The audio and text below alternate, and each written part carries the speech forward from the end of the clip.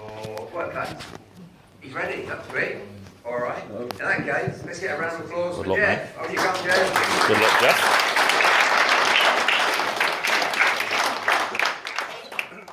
Jeff, how you doing? Good, thank you. All right. So Hi. Jeff, do you want to tell everyone a bit about yourself? I spent most of my life working for ICI as a first line manager, and then I joined the council as a project officer.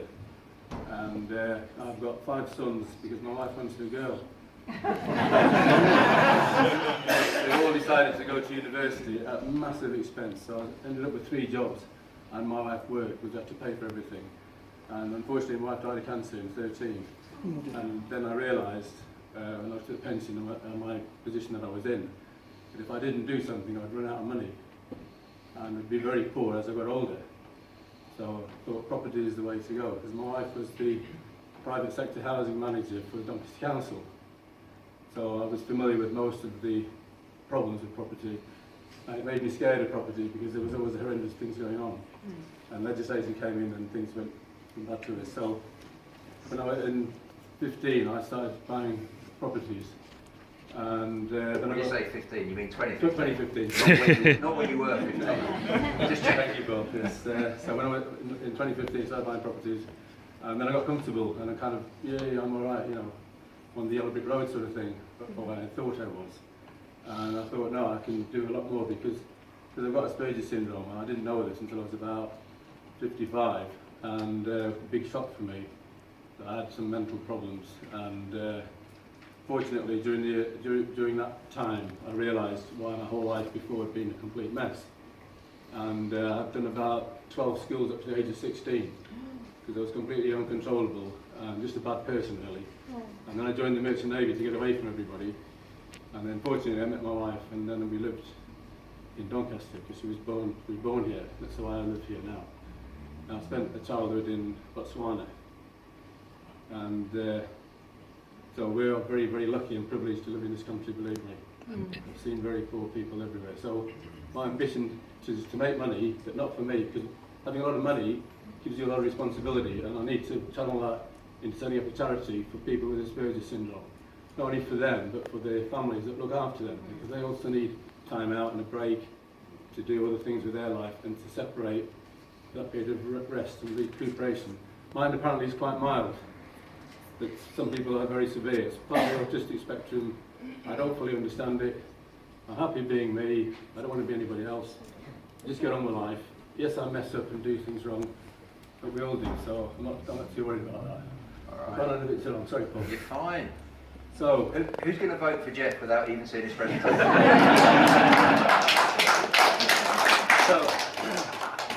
So Jeff, you started property relatively late in life, yes. and you're kind of living proof that it's never too late. No, keep getting this. Don't be shy. And so you've got various properties locally. Yes, all in Doncaster. I'm so lazy that I can actually walk to all of them.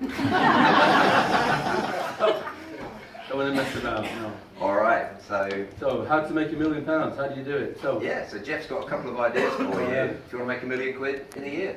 So away we go. all right. So, first thing is find some land, particularly some derelict land, and negotiate a deal on it and try and buy it. And if you can buy it, then the next thing to do is buy it on condition of getting planning permission. Once you've got planning permission, you need to get your power team in force, architect, your local authority, involve as many people as you can, make sure everybody understands what you're trying to do, how to move forward, and what the plans are. So sometimes better to use derelict land because obviously you want to bring it back into use. So Jeff's just given you about 3 lessons there, but if I just add one to that. Did you know that the second biggest house builder in the UK is called Self-Build? If you add together all the houses in the UK that people build for themselves, that's the second biggest house builder. It's about 14,000 a year. Did you also know that if you fancy the idea of doing a self-build, all you need to do is get the plot, and once you've got the plot, you can get 100% finance to build the property. 100%.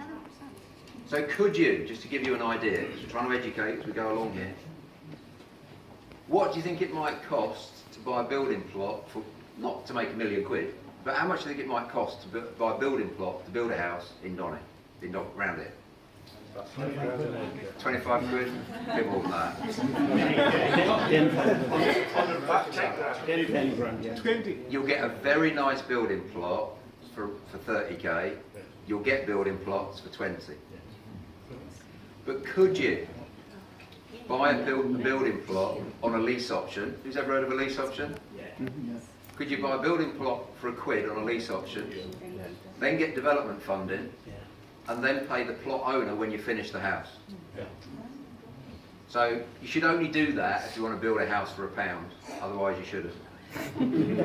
Never buy a plot in the floodplain. No, Not a good idea. no. But sorry, let me just finish that one off, Jeff. And did you also know that every single local authority in the whole of the United Kingdom has a legal obligation to maintain a register of plots that are available for people that want to do self-build? Did you know that? No. Did you know that 2% of the self-builds last year in the UK were in Zone 1? London, Zone 1. So don't let anyone tell you it can't be done. It absolutely can be done. So anyway, Jeff is going to show you how to make £1 million. So here we go, Jeff. This is the next part. So the next one is then to appoint a building contractor, make sure you get 3 or 4 different quotes, make sure everything's legal, make sure that you've got the right legislation in place, that you follow the legislation, custom practice, and health and safety obviously is paramount. Your housing health and safety rating systems in place and everything else. Make sure that everything's done correctly. And once you've done that, you can keep them for 6 months and rent them out, and then get it valued as commercial valuation. So you can uplift the value, and then you can remortgage it. And when you've remortgaged it, you can pay off all the debt that you've borrowed. So you start off with a piece of land at 150,000. I'll show you the figures in the next slide. Let's do it now. So, right, okay, so there's 2 examples here from both in Northampton. First one, land purchase 157, development cost 600,000, total spend 810,000, gross development value 1.8, refinance at 980, total profit 370, keep some for yourself, so you get cash flow of 6,400. And this one was 8 properties, you need to keep 2 to give you good cash flow. And the other one is 11 properties. This one here on the far left yields 8,500. You can see if you add the 2 together, you've got £1 million. You've got 600. Sorry, net profit 370 on one, and then 6,839 on the other. If you look at the numbers on the top, the first one 83,000, and if that means anything to anybody, times 12. If you remembered, Gordy was saying that his gross income was that. And I think that's £1 million, and that deserves a round of applause for Gordy. Again, on the other side, 25,000 times 40. If you write a book about property, get 40 people to sign up, sell it for 25 grand, you've got £1 million. So. That's an expensive book, Jeff. But if you manipulate the figures, you can go to 400 people or 4,000 people, and you sell it for 25 grand. So for 2.5 grand. So you can reduce the cost and then extend the number of people to buy it.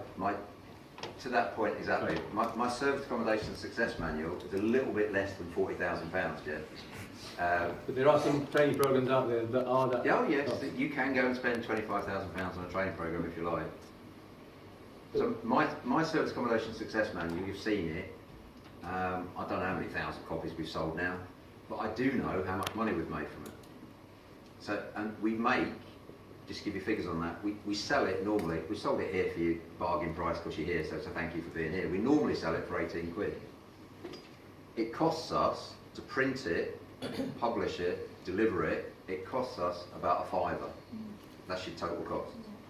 So we make about £13 profit every time someone goes and buys, and that includes the Amazon fees as well. And just from selling the book, we've made easily make £100,000 a year profit. So one book is making us £100,000 a year profit. So just to give some background to what Jeff's saying, there's all sorts of things that you could do to make £1 million, but he's keeping it nice and simple for you. 2 developments, both in Northampton.